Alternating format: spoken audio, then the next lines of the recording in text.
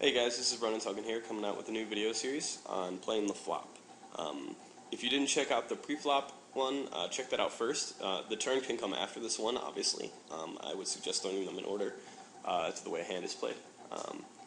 There's a lot more free videos and junk and stuff on my website, ronantauken.com/WordPress.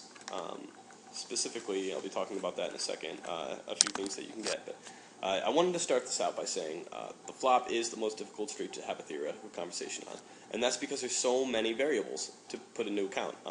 And everything changes when you get to the flop. You know, there's very few instances like with such a high frequency that your entire strategy can change. You know, like having aces pre-flop, you know how that's going to occur. But if you have aces and you get to the flop, then there's a whole lot more variables to take into account. Equity lines shift in such a dramatic way that, you know, unless a draw is completing on the turn of the river, you're not going to see equities shift with that insane a degree. So there's just so many variables to take into account, so many different player types, so many different types of flops. We can't go through all of them. But what we're going to do is try to lay down a few general theories so you can think about the why. And we're going to specifically talk about polarization emerging and how they affect your flop betting ranges, and how you should, based on your opponent's raising tendencies, calling tendencies, and folding tendencies, structure your range. This is not a video about frequencies. I'm going to go a little bit deeper than that, and instead of just telling you like, oh, it's an ace-xx board, c-bet a lot. It's a wet board, so c-bet less. We're going to talk about exactly how to structure those ranges, whether you should bet in the middle of your range, what you should do with those hands that people find so difficult to play, and that, you know, like keep poker players up at night because they don't quite know how to play that hand profitably. So the quick basics. If you don't know these, there's, you know, either other videos by me or by other people. You can figure this stuff out pretty quickly. Continuation bet, check raise, very simple.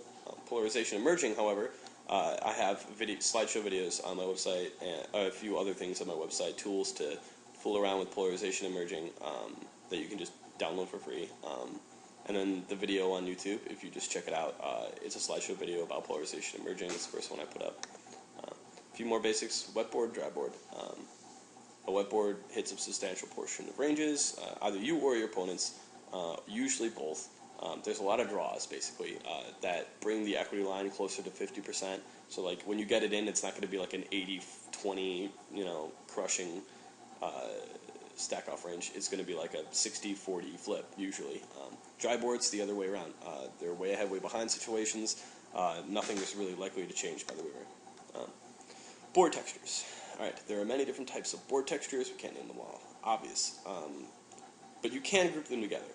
But you have to remember that there are just an insane number of subtle differences that really should make a difference. Like a Jack 7-3 board is very, very different than a 10-7-3 board or a 10-7-4 board. An Ace XX rainbow board is very different than a Jack XX, you know, rainbow board. So what you want to do is basically figure out how to apply general theory to any situation as it comes up, because you're just never going to be able to chart it out. Okay. The super dry ace high board, Ace XX rainbow. How does this affect our frequency? Well, obviously we're c-betting a lot. You should already know that. If you don't, no big deal. But since your opponent and you are likely to have nothing most of the time, then you just want to bet and win very often. What range should you c-bet with? Now that is an issue that most people don't answer for you. So, all right.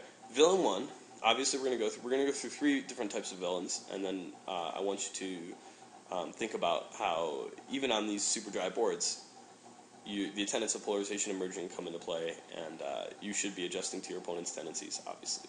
Alright, so, standard multi-tabler. He's folding 75% of his range, so we can c-bet any 2 cards and immediately show a profit. That's great. So should you bet any 2 cards? Probably not, actually. He's calling with the rest of his range, and he's betting all his air if we check.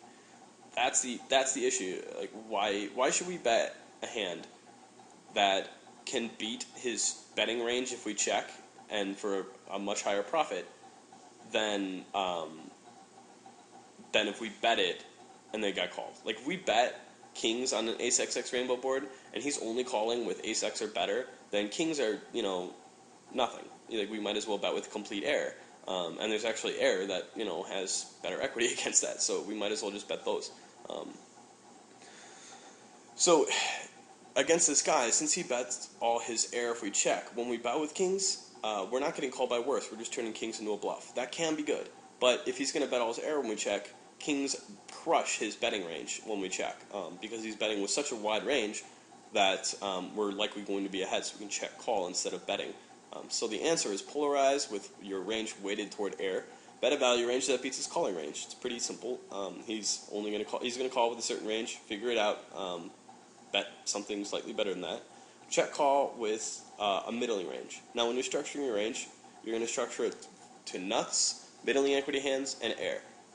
So we're going to bet a value range. Our nut range in this situation is basically going to be like 2 pair plus and stuff like that. Like it's a little bit difficult to talk about the nuts because it depends on whether we plan on facing a raise or a call. In this situation, we're polarized and waiting toward air. But our polarized range, since we're not getting raised very often, we're getting called most of the time, it's still kind of a merged range because we don't have to, we can bet some hands for value that if it was like a pure, like we're still going to have to bet fold them because he's only really raising like sets pretty much, or he, if he is. We said that he's calling with the rest of his range, so let's say he's like never raising. So we don't really have to factor in the fact that we're going to have to bet fold like ace-10 or something like that. If ace-10 beats his range, bet it. So that's the top of our range. And then we have a middling range, and that's stuff like kings, ace-deuce, like ace-x's that are weaker than his average call. So, we can't really call for a profit, or we can't get called and then show a profit.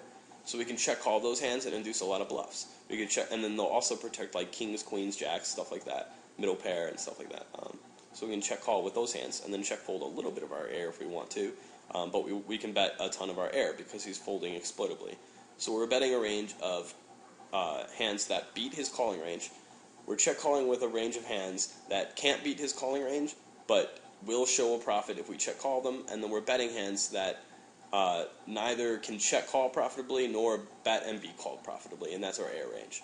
Right? So it's just a polarized range with a whole bunch of air because our range is so wide on this board and has so much air. Right. Villain 2 is oh my god nit. The exact same situation as before, but now when we check, he doesn't bet all that air. He's just going to give up on the hand. So that changes the scenario drastically because now, like in this scenario, kings. If we check and he's not betting with all that air, and kings actually becomes a bad call if we check call, then we should either check fold kings or just turn them into a bluff and bet. And since he's folding 75% of his range to a C bet, then just bet any 2 cards. So it's a merged range, but only because we're betting like everything. Bet any 2 cards, just take the fold equity, and occasionally you're going to be able to double barrel with, the best. Right. Villain 3 is a station. He's folding 33% of his range. And he might be doing this, like his logic here is, well, neither of us ever has anything, and I have something mediocre, like king high, or middle pair, or, a pocket pair. So he's going to call with those hands. He's never folding a pair, he'll sometimes call with king high, right? And he's calling with the rest of his range. Or he's just like really, really tight. So he actually smacks that range. Like he's only calling with ace high, pretty much. Like maybe he only calls with in that spot with like ace 9 plus and then pocket pairs. So he's folding all his pocket pairs, but calling 2/3 of the time. So we can't in either scenario. It really doesn't matter. It's still the same spot because we can't bet our air. So we can't because he's not folding. So we're not making a profit directly when we bet our air. But we can beat everything that beats his calling range. And then that's, either a lot or a little. It depends on his pre-flop range and how it lines up with the flop. So it really doesn't matter in terms of talking about how we're structuring our range. It matters in frequency.